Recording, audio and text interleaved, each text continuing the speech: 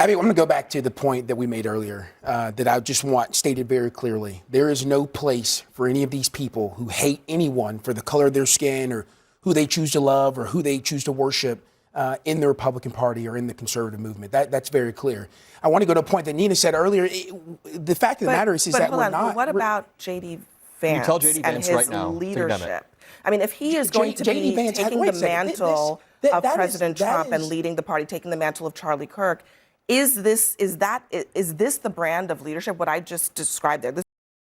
In today's video, Abby Phillip stops Tim Parrish on Newsnight with Abby Phillip as a tense CNN panel debate erupts over bigotry, accountability, and the Republican Party's moral blind spots. Abby Phillip stops the show to confront the double standards coming from MAGA pundits, pressing Tim Parrish on selective outrage, extremist rhetoric, and leadership failures within the party. With sharp questions and clear facts, Abby Phillip exposes the contradictions in real time. So let's dive in and watch how Abby Phillip shuts down Tim Parrish on Newsnight with Abby Phillip.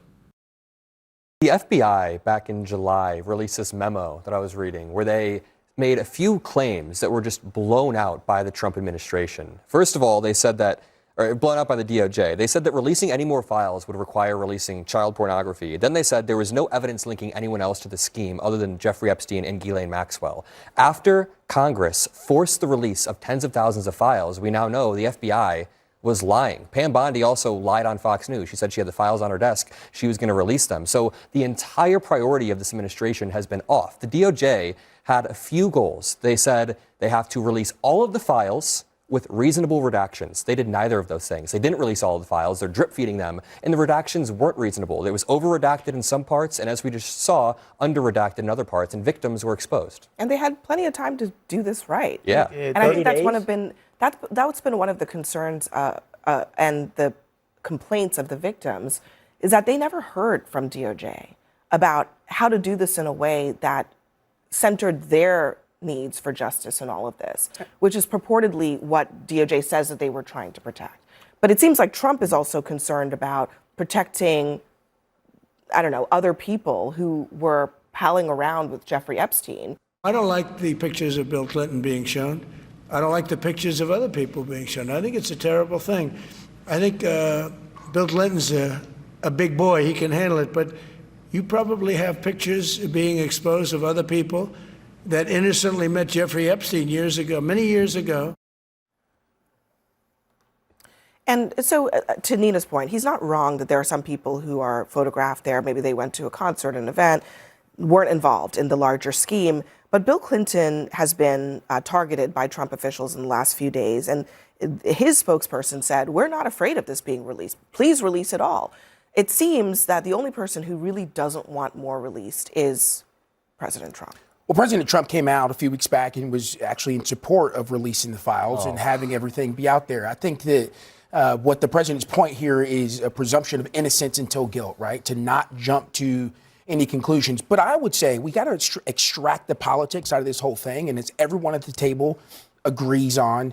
The main point of this is getting justice for the victims and ensuring that we do it correctly. And Abby, I agree with your point. I agree with your point that we've got to protect the victims, keep their names redacted, and even if that does mean over-redacting until we are sure, you know, what we have and what we're releasing is there. But I'm not going to go down the road of injecting politics into something that shouldn't be political at all. It's about getting justice and closure for these victims, but also doing so out of respect for the courts, like you said earlier, and having that, operating with that presumption of innocence until we have some evidence that someone is guilty through the process of the courts. It's uniquely important to Donald Trump now that there's a presumption of innocence, but he's willing to proactively say that people like Schiff, people like Letitia James are guilty. Now it's very, very important that we're super careful about what photos we're releasing. I just find it really convenient that Donald Trump is now so worried about this. Well, I'll go back to the point I made earlier, is that you just tried to re-inject politics in this. You have to separate these two things. There are peoples whose lives are impacted here. I'll start to separate it when Trump separates it. Well, be the leader and show them the way. I'm a 23-year-old. He's the president. This is the. You're telling Adam Adam's go-to. Wait.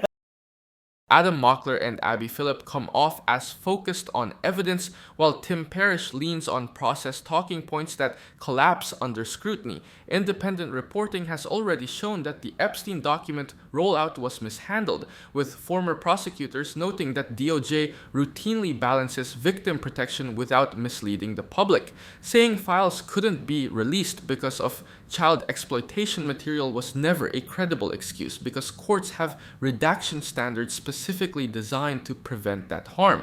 What strengthens Adam and Abby's position is the pattern of inconsistency. Transparency suddenly becoming sacred only when powerful figures might be implicated raises legitimate suspicion. Legal scholars have pointed out that presumption of innocence applies in courtrooms, not to public access to records that reveal institutional failure. The same political actors demanding patience here have repeatedly accused opponents of crimes without indictments, which undercuts claims of neutrality. There's also the victim-centered angle that Tim avoids. Survivor advocacy groups have long argued that drip-feeding information prolongs trauma and fuels speculation, making it harder for victims to heal. A clean, comprehensive release with careful redactions is widely considered best practice, not a partisan stunt. Adam's age comparison may sound rhetorical, but it highlights a real leadership gap. Accountability shouldn't require younger voices to shame senior officials into action. Abby's insistence on separating justice from politics aligns with ethics guidance from former DOJ officials who warned that selective disclosure erodes trust more than full transparency ever could. Truth, transparency, and accountability are the issue here. So for the people Are you just like now J.D. remembering Vance who say, oh, well, you know, we have a lot of different viewpoints in the Republican tent, and who am I to say who is in and who is not? He just mentioned the Republican group chat, and that was effectively J.D. Vance's point, which is that these are just boys. Boys will be boys. Yeah. They're just young men. We're not going to denounce them. We're not going to denounce them over little mistakes. Are you okay with that? J.D. Vance is going to have ample opportunity to lead this No, coalition. but I'm asking about you. Wait, do you think J.D. Vance should condemn I'm it? asking about you. Are you okay with that? Everybody- Just in the same well, way that continue you the are beatings not and then I'll okay answer. with Mamdani. That's what I'm at. I get that J.D. Vance is J.D. Vance, but I'm wondering about you. What's the principle that you apply to J.D. Vance? And is it the same as what you're applying to Mamdani? Well, I don't put them anywhere near in the same universe, A. B, look, it is up to us as conservatives to decide who we want to be associated with. I can assure you, we do not want to be associated in any way, shape, or form with Nick Fuentes or anybody approximating what he has to say. Period. Full stop. It will destroy us if we do it. I wish J.D. Vance would say the same thing. Tim. I was going to say, I completely agree. There's been several leaders in the conservative movement who've pushed back on all these talking points about anti-Semitism, and I will completely agree with Scott. There is no place in the conservative movement or in the Republican Party, for that matter, for anti-Semitism or any of those things. I do find it ironic, though, that you compare the vice president, who has, in fact, your litmus test was that he went on Twitter and you just said the vice president didn't condemn something from the stage.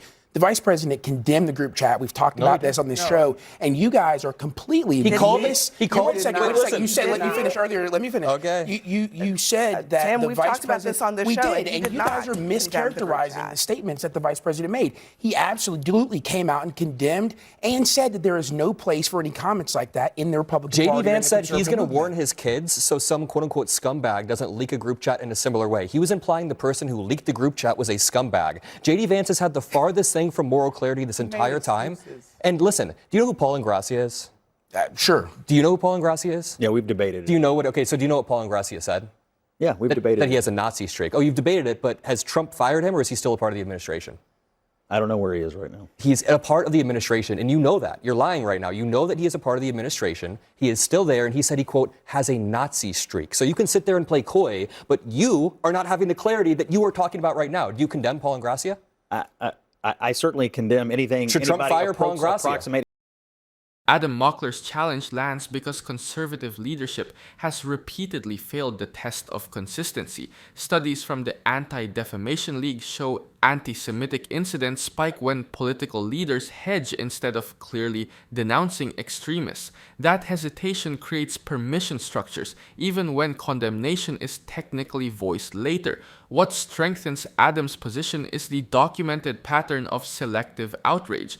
Republicans have expelled or sidelined members over relatively minor infractions, yet figures tied to explicit extremist rhetoric often linger without consequences. Political scientists note that movements radicalize fastest not when leaders agree with extremists, but when they refuse to draw bright lines. The Nick Fuentes question matters because proximity normalizes ideas. Research on political extremism shows that public silence from party elites increases perceived legitimacy among fringe groups. Condemning behavior while keeping its advocates close sends mixed signals, and voters notice. There's also an accountability gap. Calling a leak the problem instead of the content mirrors past scandals where whistleblowers were attacked more aggressively than misconduct itself. Transparency advocates argue this approach chills internal accountability and protects bad actors. Adams' broader argument is backed by history. Parties that tolerated bigotry for short-term coalition building often paid long-term costs, from electoral losses to internal fractures. Moral clarity is not a purity test. It is basic leadership. When standards shift depending on who's involved, trust collapses. The issue isn't left versus right. It's whether leaders enforce principles evenly. On that front, Adam is pointing to a weakness conservatives still haven't resolved today publicly, clearly. Here's what he said. This is what J.D. Vance said today to a conservative outlet. He said, let's say you believe, as I do, that racism is bad, that we should judge people according to their deeds and not their ethnicity. Is Nick Fuentes really the problem in this country? He's a podcaster. He has a dedicated group of young fans. Some of them have been shitty to my friends and family, not least Mrs. Vance. Does that annoy me? Of course, but let's keep some perspective. For the last 10 years, I've watched half of our political leadership go all in on the idea that discriminating against whites in college admissions and jobs is not just okay, but affirmatively good. If you believe racism is bad, Fuentes should occupy 1 second of your focus, and the people with actual political power who worked so hard to discriminate against white men should occupy many hours of it. Tim, I'm curious. Do you think that is? I mean, he's basically saying affirmative action is worse. DEI is worse than a Jew-hating, Nazi-sympathizing bigot. Abby, I'm going to go back to the point that we made earlier that I just want stated very clearly. There is no place for any of these people who hate anyone for the color of their skin or who they choose to love or who they choose to worship in the Republican Party or in the conservative movement. That's very clear. I want to go to a point that Nina said earlier. The fact of the matter is that we're not. What about J.D. Vance tell J.D. Vance and his right now, leadership?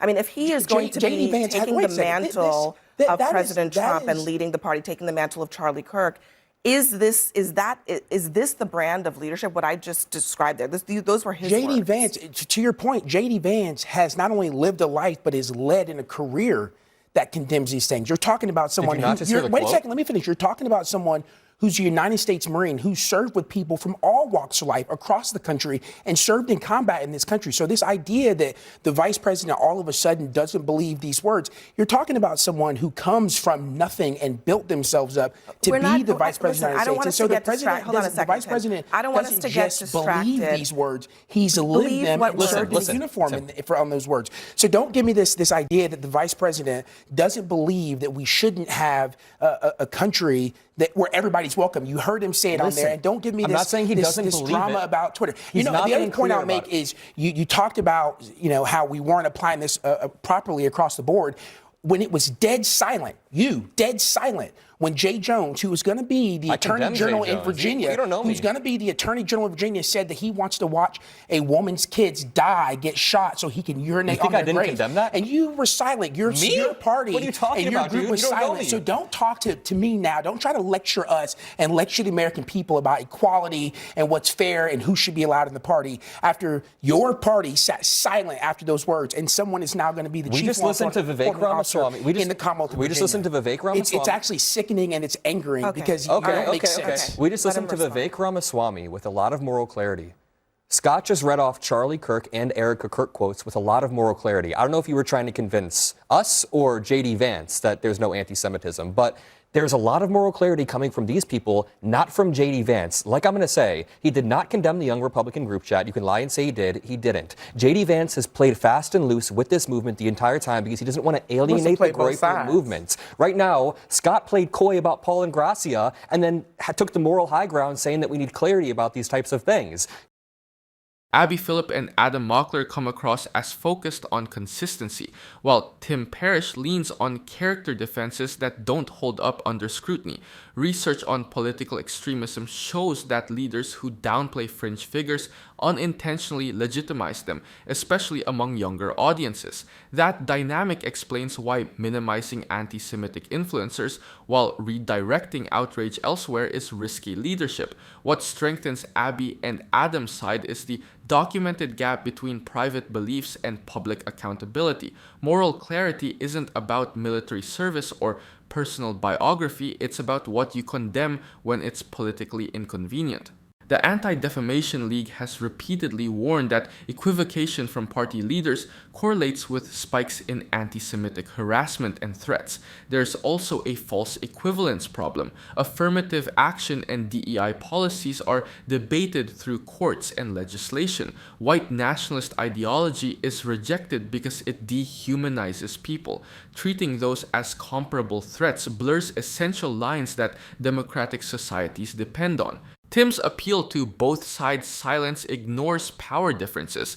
When elected officials hesitate to disown extremists near their movement, it sends a signal louder than any statement. Abby and Adam's critique reflects a broader truth. Parties that refuse to police their own eventually lose credibility. Leadership isn't measured by intent, it's measured by lines you draw clearly and early before hate metastasizes into something harder to contain publicly later on. History shows that delayed condemnation rarely satisfies victims or voters, and it almost always strengthens the very forces leaders claim they oppose in the long run, politically speaking. Pause. Are you getting tired of getting half the story from biased news sources? One outlet says one thing and another says the complete opposite. How are you supposed to know what's actually true? That's where ground news comes in. It lets you compare how different media outlets, left, right, and center are covering the same story. So you can see the full picture instead of just the echo chamber. And here's the best part. Click the link in the description and get 40% off the Vantage tier, which gives you even deeper insights into media bias and political trends. Stay informed, think for yourself, and check out Ground News in the description down below.